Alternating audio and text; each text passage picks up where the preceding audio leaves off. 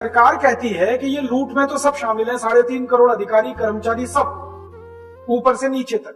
आप अगर किसी बच्चे के जन्म का प्रमाण पत्र बनवाने के लिए म्युनिसिपल कॉर्पोरेशन में चले जाएं, बिना रिश्वत प्रमाण पत्र नहीं बनेगा। और घर में कोई मर गया तो मृत्यु प्रमाण पत्र बिना रिश्वत नहीं बनेगा। तो जन्म से लेकर मृत्यु तक सारे काम आपके रिश्वत से ही होते हैं। तो लूटने में कर्मचारी भी पीछे नहीं, हर जगह लूट है। और ये क्यों लूट है? क्योंकि ये जो कर्मचारियों का सिस्टम अंग्रेजों ने खड़ा किया था, वो लूटने के लिए ही तो खड़ा किया था। वो लूटेगा ही और क्या करेगा? कलेक्टर बनाया उन्होंने लूटने के लिए, डिप्टी कलेक्टर बनाया लूटने के लिए, कमिश्नर बनाया लूटने के लिए। तो आज भी कलेक्टर, डिप्टी कलेक्टर, कमिश्नर लूटेंगे ही, और क्या करेंगे? और जब लूटेगा देश तो गरीबी ही आएगी, भूखमरी ही आएगी।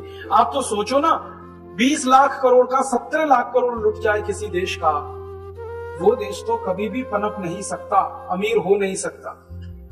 ये है हमारे देश का हाल।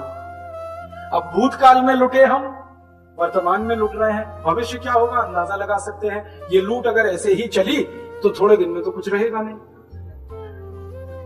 अब हमारे सामने दो ही विकल्प है।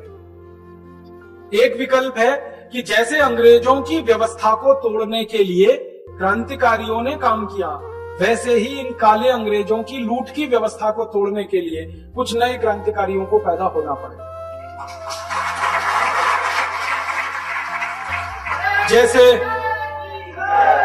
जैसे भगत सिंह, ऊधम सिंह, चंद्रशेखर, झांसी रानी लक्ष्मीबाई, नाना फडणवीस, नाना साहब पेशवा, ऐसे 7,32,780 क्रांतिवीरों ने अंग्रेजों के लूट को बंद करने का ही प्रयास किया था, और उसमें वो कामयाब हुए। 15 अगस्त 1947 को अंग्रेज चले गए और लगा कि लूट का एक अध्याय बंद हुआ।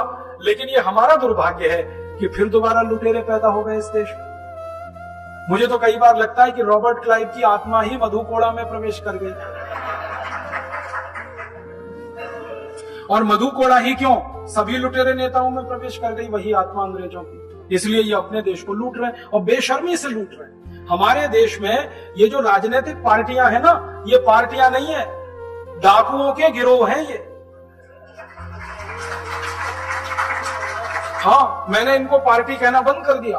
लुटेरों के गिरोह हैं ये, पार्टी नहीं है अब। और लूट में नेताजी लगे हैं, उनकी पत्नी लगी है, फिर उनका बेटा लगा है, बेटे की भी पत्नी लगी है, फिर उनका चाचा, उनका ताऊ, उनका भतीजा, उनका मामा, उनका साला, सभी तो लूटने में लगे हैं। बताओ कौन सा खानदान है जो नहीं लूट रहा? खानदान के खानदान लूट में लगे हुए हैं। यही देख लो आंध्र प्रदेश में। कल तक आंध्र प्रदेश के जिन नेताओं के पास टूटी साइकिल नहीं थी 20 साल पहले, आज उनकी संपत्ति हजारों करोड़ में कहां से आ गई? लूट के आई। और आंध्र प्रदेश क्या, महाराष्ट्र में देख लो, कर्नाटक में, सब जगह यही हाल है। और ये जो राजनीति है, ये चूंकि लुटेरों का गिरोह बन गई है, इसलिए हर लूटखोर नेता का बेटा और बेटी उसमें घुस रहे हैं, क्योंकि इससे ज्यादा आसान काम और क्या मिलेगा? चाय की दुकान भी चलानी पड़ती है तो मेहनत लगती है। यहाँ राजनीति में तो बिना मेहनत के लूटने को मिलता है। ना कोई मेहनत है, ना कोई